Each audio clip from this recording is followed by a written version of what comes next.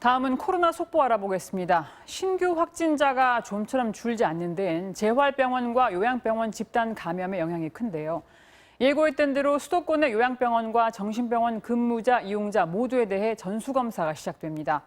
또 오늘부터 한 번에 학교에 등교 가능한 인원은 3분의 1에서 3분의 2로 2배 늘어납니다. 이 소식은 박진주 기자입니다. 신규 확진자는 91명으로 71명이 국내에서 나왔습니다. 사흘 연속 두 자릿수 발생이지만 확산세는 좀처럼 꺾이지 않고 있습니다.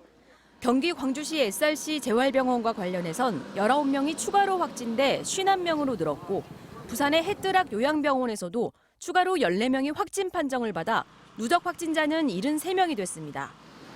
서울 종로구 서울대병원에서는 지난 16일 전공의 1명이 확진됐지만 접촉자 100여 명에 대한 검사 결과 모두 음성 판정을 받았고 환자와의 접촉은 없던 것으로 확인됐습니다. 방역당국은 사회적 거리두기 완화로 확산세가 다시 이어지지 않을까 예의주시하고 있습니다.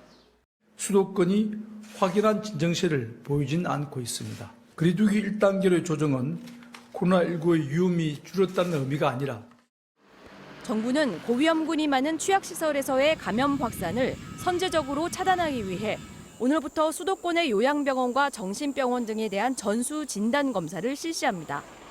검사 대상은 서울과 인천, 경기 지역의 요양정신병원 종사자와 이용자 16만 명이며 의무적으로 코로나 검사를 받은 입원 환자들은 제외됩니다.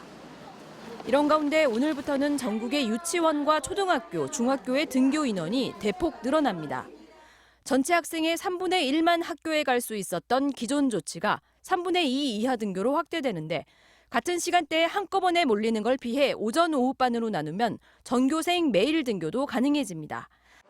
각 시도교육청은 돌봄 공백 우려가 큰 초등학교 1학년에 대해선 매일 등교를 추진하겠다는 방침입니다. MBC 뉴스 박진주입니다.